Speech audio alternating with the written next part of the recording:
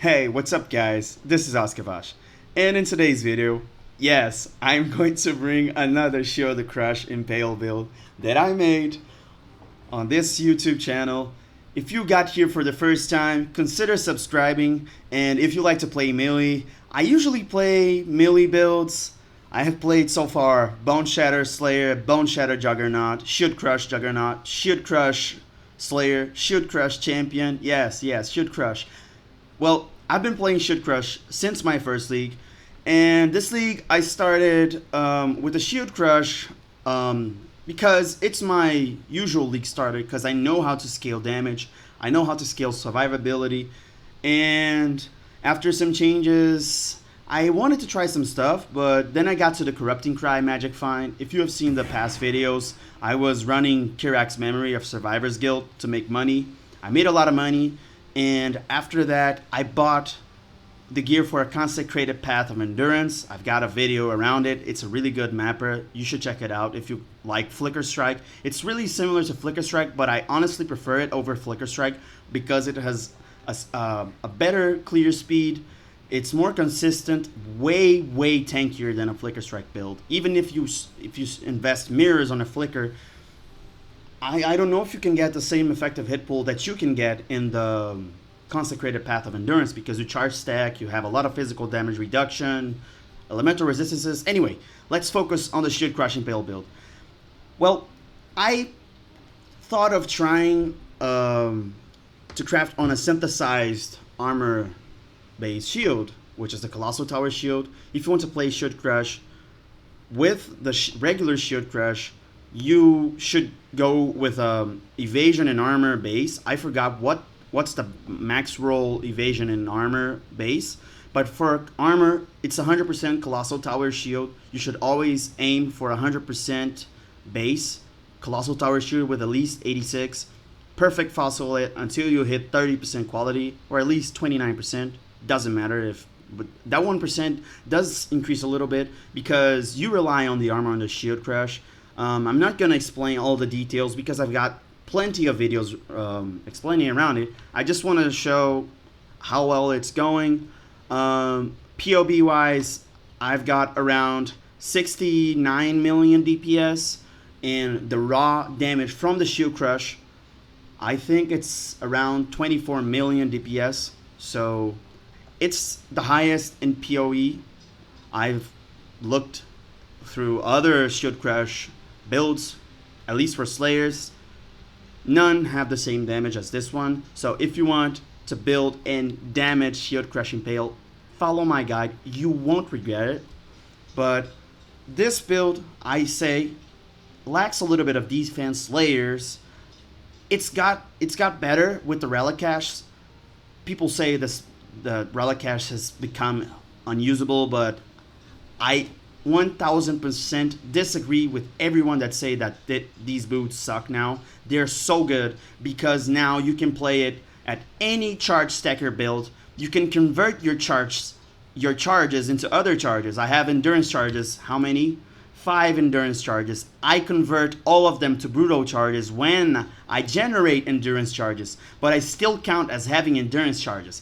This makes the build really strong. You see? I count as having 5 endurance charges, and I can also generate brutal charges. This is the difference that is really nice about the build. If I put, let's say, an Elysia's Affliction, I don't know, the other belt that changes the frenzy charges into affliction charges. If you want, I don't know, to try damage over time builds such as a Chieftain Ignite Shield Crush of the Chieftain. If you put Elysia's, you can have more damage over time with the affliction charges. If you run Relic Cache and Patience, while also generating a lot of attack speed, more attack damage, more damage because you have a frenzy charge, and resistances from endurance charges. That is insane. I don't find that Relic Cache changes were a nerf. I think it was a buff for a lot of melee builds, a lot of them. And there's also other builds that can benefit from other charges, such as a poison build. My brother is running a Cobra Lash build where he's using Relic Cache, and he's using Elysia's and Snakebite. So he's getting the benefits from the frenzy charges on Snakebite. The charges from Affliction off the Alicia's Delight. Alicia's Delight, that's it. So yeah, I crafted ring, the shield. This ring I bought. This ring also. Rings are a pain in the ass to craft, so you can either do that, but I don't.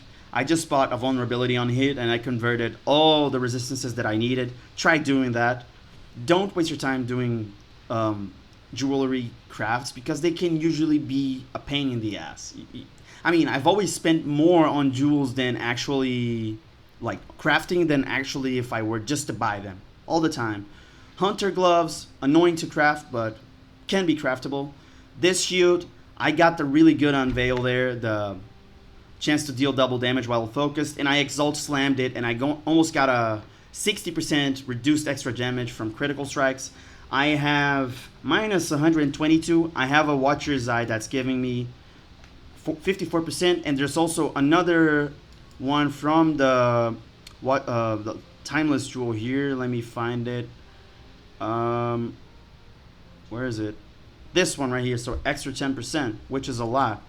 And also another thing that got me really eager to play this build were the charms. So I've got a lot of chaos resistance now. I don't need to put amethyst rings, spend a lot of divines to buy amethyst rings with the other resistances and the maximum life to cap chaos resistance. That sucks. They were costing a lot, so now you can get chaos resistance per endurance charge and abuse it with the relic caches. So you're always having a lot of elemental resistances, so you don't need to worry that much.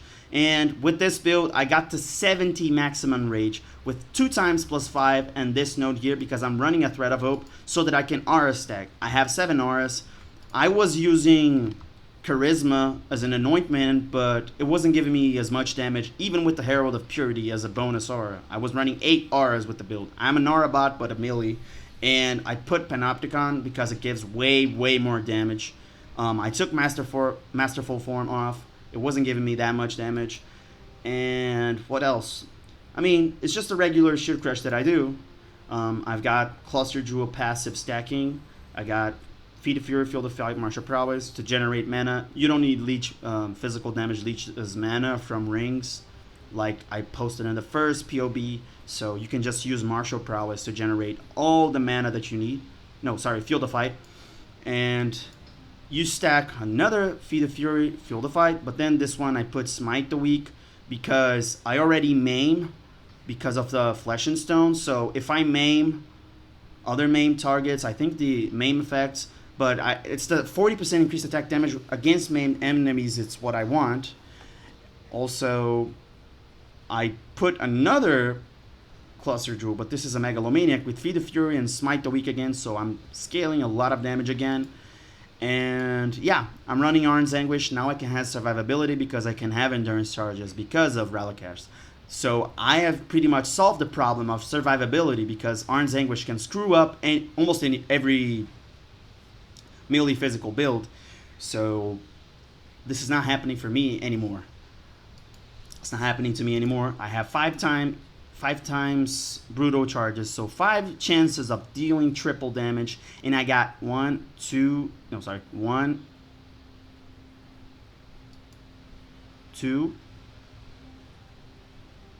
where's the other one?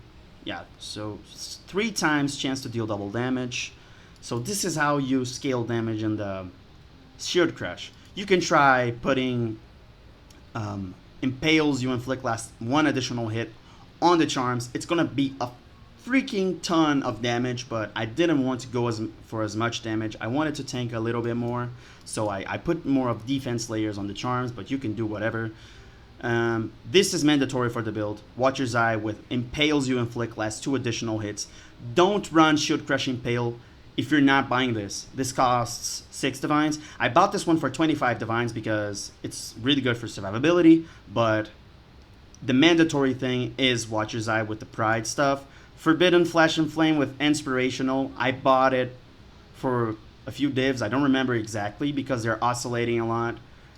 And this is also another big abuse that I found. So I can run 2 banners without reserving life or mana because I'm running on on arrogance, so I get extra accuracy rating because I'm running precise technique. So there's precision, war banner that grants accuracy rating, and there's the dread banner to scale the impales. I got 55% chance raw from impales, so I have 60% chance from the shield crush, so 19 from the gloves, and then there's the dread banner that gives me 20% more, so it's 60, 80, almost 100% chance to impale.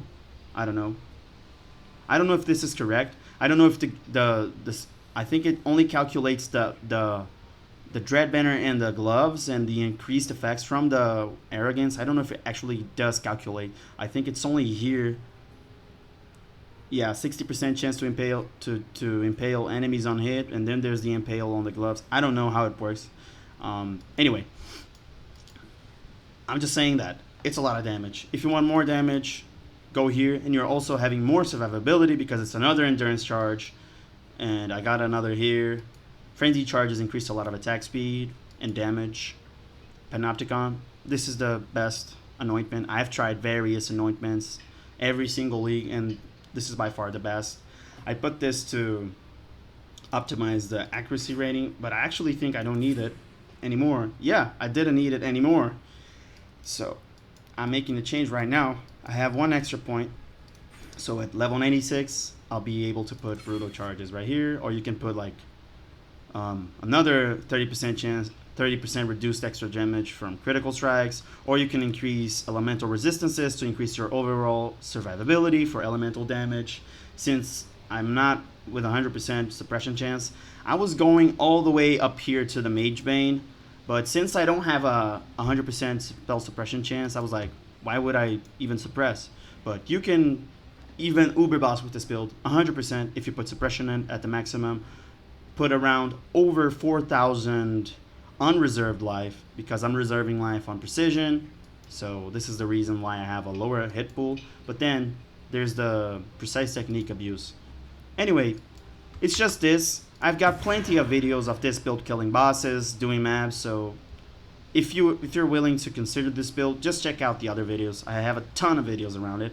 And anyway, that's it, guys. I hope you have enjoyed the video. Don't forget to thumbs up, subscribe, and comment below what you thought about this build. I will link the POB in the description. And the numbers for this build, I have to tell you.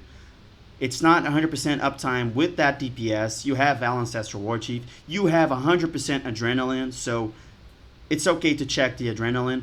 And there's a 70 rage that is being generated. It takes a long time. You can mitigate that to if you put Warlord's Mark in the build, but I didn't put it here. You can put it here because I have Leap Slam and Ancestral Protector. I'm using a little bit of mana, 1 mana to cast Ancestral, 3 mana to Leap Slam, 29 for the Shield Crush. So you can do that. Put a Warlord's Mark for bossing, and you're done. Like, you can put a Mark Mastery here. You can take off the Culling Strike, have another charge. Manipulate it as much as you want. It's your build. Anyway, guys, I hope you have enjoyed the video again, and see you in the next one.